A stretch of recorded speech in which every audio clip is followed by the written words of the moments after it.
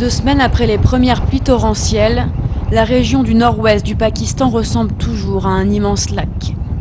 Ces villageois n'ont pas eu d'autre choix que de s'installer sur le terre-plein central de l'autoroute. L'eau est montée trop vite, emportant tous leurs biens. Si l'armée approvisionne régulièrement ce camp de fortune, quelques dizaines de kilomètres plus loin, à Nowshera, l'aide humanitaire peine toujours à arriver.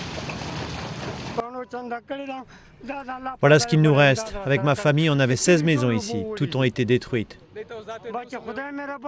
Nous n'avons pas mangé depuis ce matin. On n'a plus rien et personne ne nous vient en aide.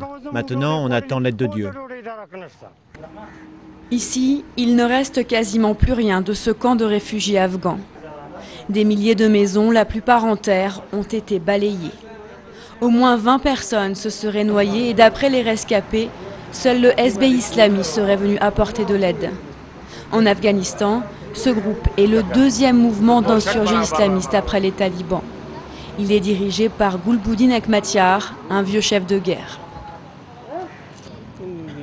Nous, on est afghans, personne ne nous aide. Seuls les hommes d'Hekmatyar sont venus nous apporter de la nourriture.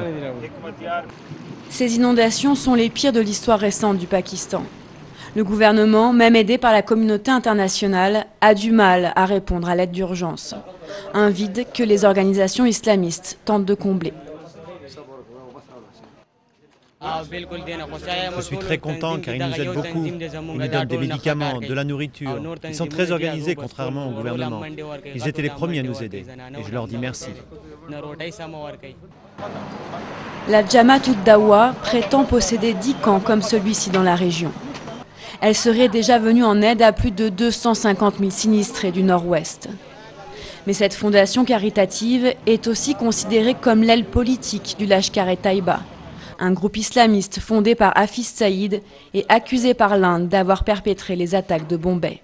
Hafiz Saïd est un héros pour tous les pays musulmans du monde. Nous le respectons du plus profond de notre cœur. Il représente la tolérance et l'unité. Il donne beaucoup à la communauté.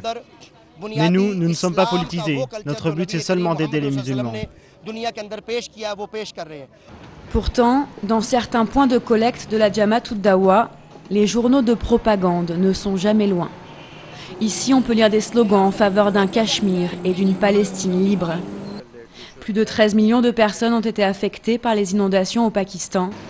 Les organisations islamistes n'auront sans doute aucun mal à trouver de nouveaux sympathisants.